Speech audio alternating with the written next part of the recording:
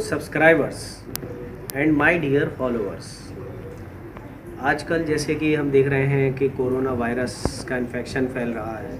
तो जब वायरस या कोई बैक्टीरिया बॉडी के अंदर एंटर होता है तो हमारे शरीर में जो WBC होती हैं वो उसे एनगल्फ करती हैं और एनगल्फ करने के बाद एक प्रोटीन बनाती हैं, उसी को हम एंटीबॉडी कहते हैं।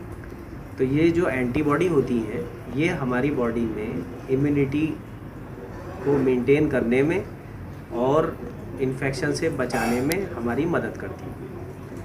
तो जो एंटीबॉडी मॉलिक्यूल होता है वो एंटीबॉडी मॉलिक्यूल अगर हम देखें तो वाई शेप्ड होता है। इसका फॉर्मूला H2L2 होता है। और अगर हम ये देखें तो H2L2 का मतलब है कि इसमें 2 हैवी चेन और 2 लाइट चेन जो कि डाइसल्फाइड बॉन्ड से जुड़ी होती हैं।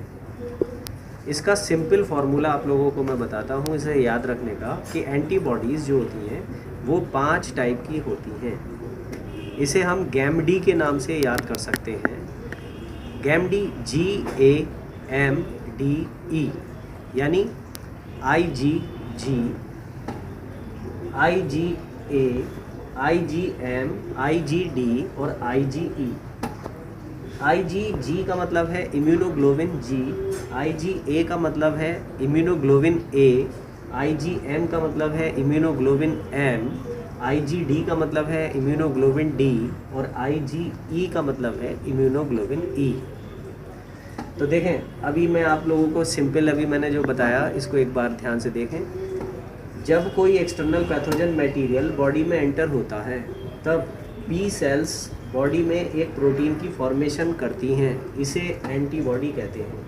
एंटीबॉडी का फॉर्मूला H2L2 होता है क्योंकि इसमें 2 हैवी चेन और 2 लाइट चेन होती हैं और इसका शेप वाई शेप्ड होता है। जैसे इंग्लिश का अल्फ़ाबेट वाई होता है उसकी तरह होती है, जिसमें 2 हैवी चेन और 2 लाइट चेन डाइसल्फाइड बॉन्ड से जुड़ी होती हैं। और एंटीबॉडी को याद करने का तरीका गैमडी जो मैंने बताया, ये 5 टाइप की एंटीबॉडी होती हैं। तो इसमें देखें सबसे ज़्यादा इम्पॉर्टेंट और सबसे ज़्यादा बॉडी के अंदर मिलने वाली एंटीबॉडीज़ जो होती है उसे कहते हैं IgG, जो 80% बॉडी के अंदर होती है। ये मोनोमर है यानी एक तरीके के मॉलिक्यूल से मिलकर बनी है और ये सीरम, लिम्फ और बॉडी में सबसे ज़्यादा होती है। इसका मॉलिक्यूलर वेट 1.5 लाख के आसपास होता है।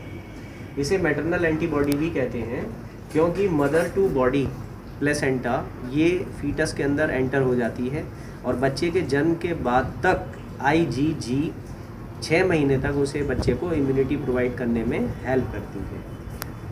It neutralise the toxin by virus.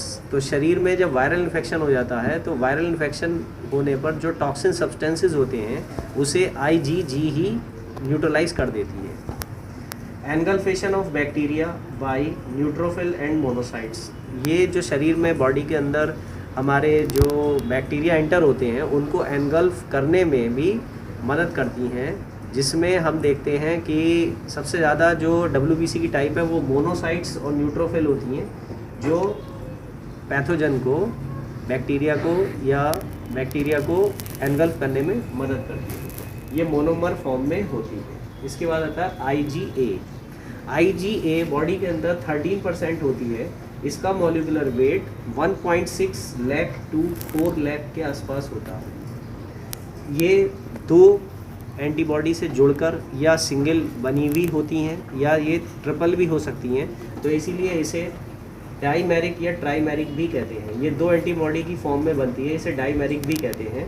It is called secretory antibody. ये सिक्रीटरी एंटीबॉडी भी कहलाती है। सिक्रीटरी एंटीबॉडी का मतलब शरीर के अंदर बहुत सी चीज़ें जैसे मिल्क है, सलाइवा है, टीयर है, म्यूकस है या कोलेस्ट्रम है। कोलेस्ट्रम स्टार्टिंग मिल्क कहलाता है, येलो कलर का, जो कि डिलीवरी के बाद मदर के मेमरी ग्लैंड से रिलीज़ होता है। इसी को कोलेस्ट्रम कहते हैं। उसके अंदर IgA होता है। तो नीट में भी बहुत ज़्यादा पूछा जाता है कि कोलेस्ट्रम में कौन सी एंटीबॉडी होती है, IgA।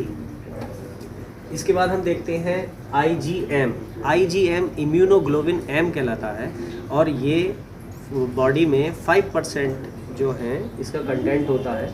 और इससे ये याद रखें ये 5 एंटीबॉडी मॉलिक्यूल से मिलकर बना होता है। देखें 1 2 3 4 5। तो इसीलिए इसको पेंटामेरिक भी कहते हैं। इसका मॉलिक्यूलर वेट 9 लाख के आसपास होता है, क्योंकि 5 एंटीबॉडीज़ आपस में जुड़ रही हैं तो मॉलिक्यूलर वेट भी यहाँ पर बढ़ गया है। सबसे पहले जब कोई पैथोजन बॉडी में एंटर होता है तो बॉडी में सबसे पहले जो एंटीबॉडी बनती है उसे IgM कहते हैं। IgM एंटीबॉडी यहाँ पर बन गई जो सबसे पहले बनती है, लेकिन ये लॉन्ग लास्टिंग नहीं रहती। इसको आगे तक कंट्रोल करने में IgM के बाद IgG ही है, जो IgM के बाद IgG कंट्रोल करती है कोई भी इन्फेक्शन। तो सबसे पहले बनने वाली जो एंटीबॉडी है उसे IgM कहते हैं। इसी तरीके से देखें IgD, इम्यूनोग्लोबिन D, ये 2% होती है और ये कहाँ होती है? It is present in the surface of B lymphocyte sales और इसका मॉलिक्यूलर वेट 1,80,000 के आसपास होता है और ये बॉडी में बहुत कम बनती है, बॉडी में बहुत कम बनती है IgD। इसके बाद हम देखें IgE, ये सबसे कम होती है, 0.5% बॉडी के अंदर होती है, ये बहुत कम होती है। इसका मॉलिक्यूलर वेट 1,90,000 के आसपास होता है।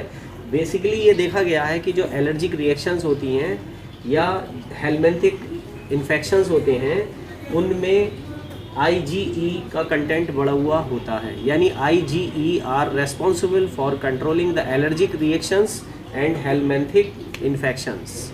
इसी तरीके से ये बात याद रखें कि सबसे पहले जो एंटीबॉडी बनती है वो IgM बनती है और इसके बाद IgG जो लॉन्ग टाइम तक इम्यूनिटी देती है। तो मैं समझता हूँ एंटीबॉडी आप लोगों को अच्छी तरीके से समझ में आ गई और एंटीबॉडी की जो स्ट्रक्चर होती है वो हम देख सकते हैं इस तरीके से वाई शेप्ड होती है, जैसे यह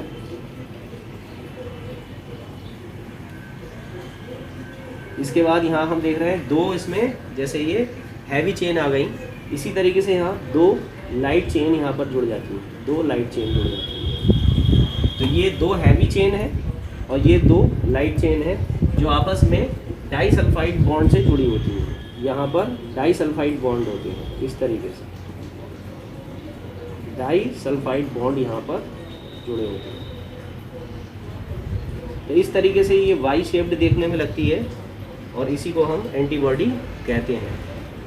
मैं समझता हूँ आप लोगों ने ये टाइप और इसके फंक्शंस बहुत अच्छी तरीके से देख लिए।